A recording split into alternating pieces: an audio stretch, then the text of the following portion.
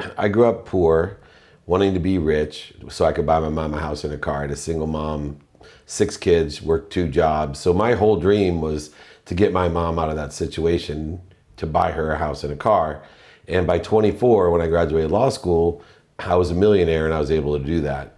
And that one moment really reinforced that money buys love and happiness. So for the next decade, everything I did reaffirmed that money would buy me love and happiness. And I was very focused on making a lot of money and being happy. Unfortunately, as the aggregate effect of this misunderstood currency, the object of energy we put into the flow called money, without the other currency, which I learned later on when I lost everything, over $100 million, I lost my faith, is a terrible combination. I would much rather live in the world of not enough, where things happen to me as a victim, than in a world of just enough when everything's happening for me, buying things I don't need to impress people I don't like.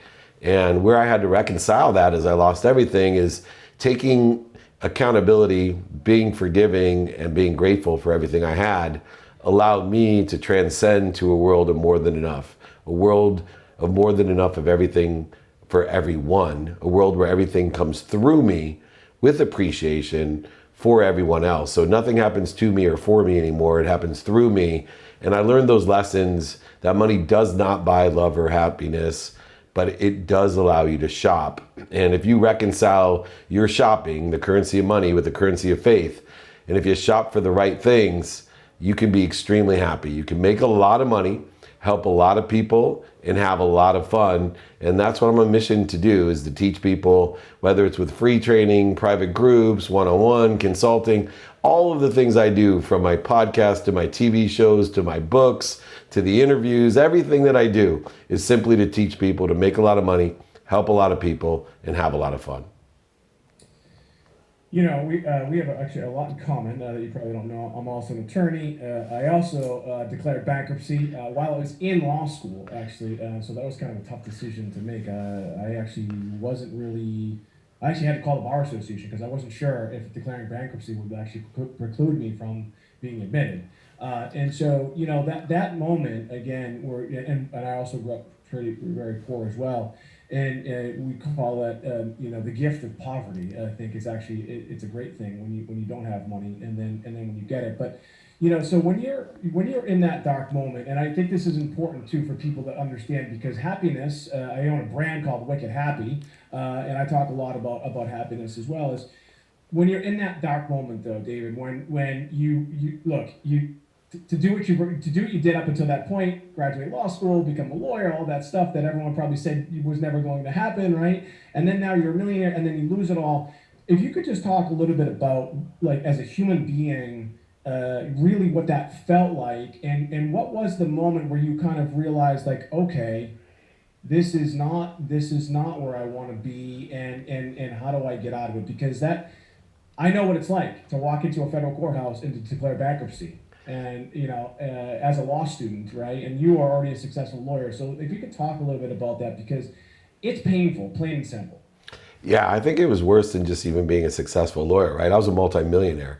I owned a golf course at Ski Mountain, 33 homes. I ran big businesses. I was the CEO of Samsung's phone division, the first smartphone in the world in '99. I was running, at the time I went bankrupt, the most notable sports agency in the world called Leigh Steinberg Sports Entertainment. They had made the movie Jerry Maguire about the firm that I worked for. And, I had not only multi-millions of dollars, but I had access to everything. All the billionaires, millionaires, entrepreneurs, celebrities, athletes, entertainers, Super Bowl, Pro Bowl, Masters, Kentucky Derby, Breeders' Cup, the ESPYs, the Emmys, the Oscars, the Grammys, anything I wanted to do. So it was more than just being a lawyer. In fact, I hadn't practiced law since I graduated law school, so I got involved in the internet. And so I think understanding the breadth of where I was, the interesting thing was my true bottom was 2 years before I claimed bankruptcy. Because I had so much money, it took a long time in order to create the effects and the causes that create the bankruptcy and the technical, experience that it did. But for me, it was 2 years before, when my wife was the only person to stand up to me and basically tell me she wasn't happy and she was leaving as I came home wasted from the Grammy Awards with Little John, and told me to take stock in who I was and who I wanted to become. And that's where these ideas of gratitude and forgiveness and accountability and inspiration or effective communication came about, is when 2 years before I lost everything, I created a new path for myself, a new journey. I started reconciling not only the law of gravity that says I'm happy where I'm at today, I'm at the right place at the perfect time, but the law of Goya, which I always implemented, and probably so did you, knowing your background, getting off my ass, Goya, but I incorporated and reconciled the law of attraction, which is, I really started living with faith being my GPS. You talked about failures, setbacks, mistakes that people make. If you go the wrong route on your GPS, it reroutes you back to the destination. Well, faith is the super GPS, because not only when you make a mistake, miss a direction, have a setback, or other people may call it a failure, not only will it reroute you, but it will give you a better destination to go to. Faith is that incredible. So, to be happy where you're at, angle to what you want, and end up having faith that you're going to end up somewhere better than that, is what I learned through the 2-year period where I reconstructed and took stock in who I was and what I wanted to become. The bankruptcy itself, the lesson and the hardest part was telling my mom, because I'd forgotten to take my mom's house out of my name. So not only did I lose everything, the only reason I wanted to be rich was to buy my mom a house and a car, and I lost her house. So I had to go to her house, tell her, number one, I had lost everything, but two, she had to move. She had lost her house. And that's when I learned the greatest and most valuable lesson of the bankruptcy, is when my mom responded as I was crying at her front door with blame, shame, and justification. She looked at me and said, "Are you okay? Do you need anything? Can I give you some money?" Never once concerned about herself, completely unconditional with her love towards me and her actions towards me. And as I sat in front of her, I thought to myself, man, here's a woman who made no more than $17,000 a year, working 2 jobs, filling up turnstiles at the 7-Eleven with greeting cards, teaching the 2nd grade, being paid nothing, and she gets it, and I don't. And so from that time on, I started to live by those values, but also with an abundant attitude, an unconditional attitude to be of service of others, and to find out how I could be of value or service to others unconditionally. Man, I know we don't have a lot of time, but I could, that's something really in my head. I'm like trying to speed things up. But, okay, so you go through this difficult event. I've had Les Brown on the podcast, and he said, Michael, it's the struggle that creates life. But I don't care what anybody says. Nobody likes it. And I asked him, and a lot of other people, is the pain necessary in order to get to that next level, in your life? But when I think about the kind of the pains that you went through, and there was, and how your perspective changed. Was there someone that helped you through that, other than your mom? Because what you said about, and it's funny, my mom is exactly the same. I didn't buy her house, bought her car, but it isn't her name though. So good, actually, good man. You know what? Shit, it's not. It's actually my name. I gotta think about it. There we go. The lesson of the day. You got it. I gotta write that down. So was there someone who said to you, other than your mom, like David, because I had someone come to me and say, Mike, it's gonna be okay. I built a massive house in a private neighborhood in the town that I grew up in the projects in the same neighborhood, and then a couple years later I had to put it on the market. This is post bankruptcy, and I remember that feeling of pain. But I had a mentor of mine, kind of talk me through it. Did you have mentors and other people that really helped you through that? I mean, you mentioned faith, but was there one individual, or was there a group that helped you through that? There was, after I realized the reason I went bankruptcy is I never asked anyone for help. That everyone had just said I was Midas and everything I touched turned to gold. So why would I need to ask the advice, opinion, or get any help from anyone else? I hadn't instituted radical humility in my life. And so, number one, my wife was a beacon. She's the only one. There's a book by Stephen Hertz that's called Don't Take Yes for an Answer. Well, she stopped giving me yes as an answer. And she, to this day, just recently, calls me on my bullshit and does not allow my ego-based consciousness to direct my actions anymore. That I'm not going to live projecting something I think I am or I want to be. Instead, I have to be honest with myself. So my wife played a critical role. My dad had also left when I was 5, but he had given me a jacket at 30 that changed my life. I hated him at the time for doing it. He gave me a jacket with no pockets. First gift he had given me in 20 years.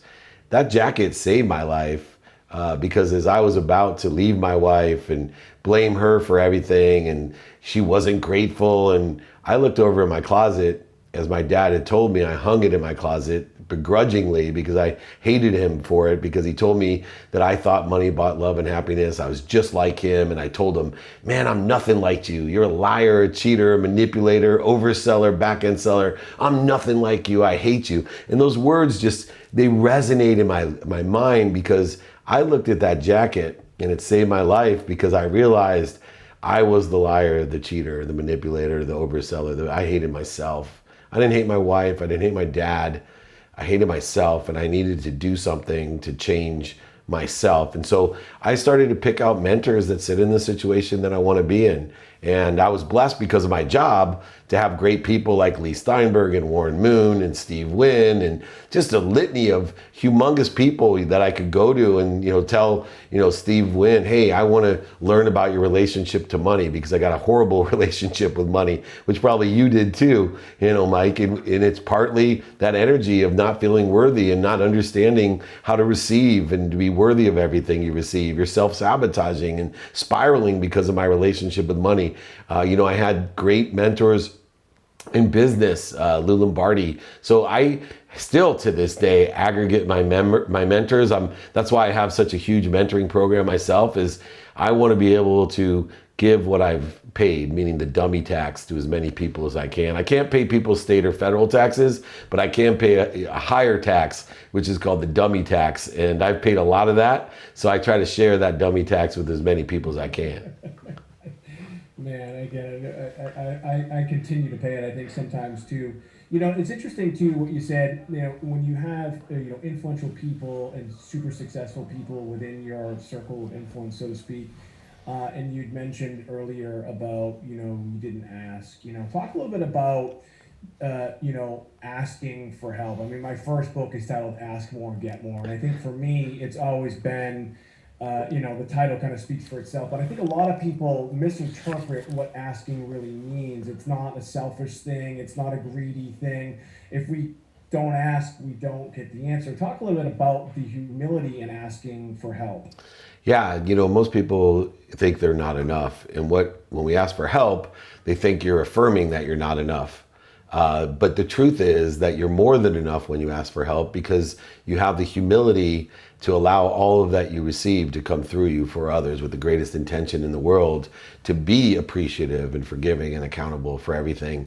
And asking, does go both ways, right? I have just templated ask. I'm happy to send I have a formula of asking, and it's open-ended and it's very lawyer-like, but it teaches people how to ask one simple thing, right? Do you know anyone that can help me? Or would this help you, right? Considering everything you say, the reasons, impacts, capability, can you see any reason you won't want to do this or allow me to help you with this? It's all about asking. And so, I'm always happy to send those out to everyone. I call it the ask and attract strategy. It's in my book. I send my book out. You have them there as well, but just email me, david@dmeltzer.com, because asking is the most powerful thing in the world. You can't ask big enough. You can't ask often enough. And you just need to keep asking people in person, on the phone, via email, and traditional social media. I look at my sent box, Mike, every day still in my emails to see how many asks I have, because I want to be the master. If someone could tell me what's the greatest discipline you would want in your life, it's not working out, it's not eating, it's asking. It's literally, if I could be the best at something, I'd like to be the best at asking. Yeah, I think it's so important. Again, a lot of people, I think, are taught at a young age that, again, like I mentioned earlier, that asking it's improper, it's rude, it's greedy, or what have you. And when you frame it the way the way you just did. It's important because if you don't ask, then no one's going to be able to give you that help. And I learned that at a young age as well. Growing up, like I think the way we did. You kind of had you had no options. You know what I mean? Like, Yeah. if you wanted to, you either went, by the grace of God go I, right? I said, tell people I was going to either be a criminal or a lawyer, and I was a little bit of both, I think, right? When I was a kid. And so, yeah, I think that's really important. And again, I know we don't have a ton of time, but I just do want to just really jump again, quick to the concept of happiness. When and just real quick to frame it. So again, we have very similar backgrounds. And I say this, and it sounds a little arrogant the way I'm going to say it, but in this house that I've mentioned that I put on the market, in my bedroom, the first thing I do when I wake up, other than looking at my wife and my dogs that are sharing the bed with me, there's a painting from Romero Brito. It's an original painting of his over the fireplace in my house. It sounds so fucking arrogant to what I just said, but it's of the word happy.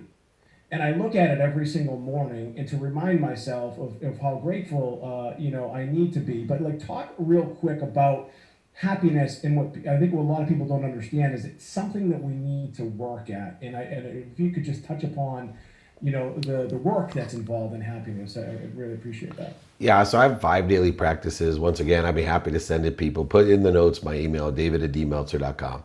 You got to know your what, you got to know your who, you got to know your how, you got to know your now, and you got to know your why. And those 5 daily practices are the keys to happiness. Happiness is defined as the enjoyment, if you're capable of enjoying the consistent, everyday, persistent, without quit, pursuit of your own potential, not listening to other people, not listening to what you don't want, not listening to what's missing, but what you want. And so many people don't see that pain like Les Brown. Pain is an indicator. It's a turn signal. It's not a stop sign. Pain is what indicates we have a lesson to learn. And guess what? If you learn a lesson, there'll be no pain, right? Solution. There's no problems if you have the solution, right? If you got the teacher's guide, there's no problems passing the test.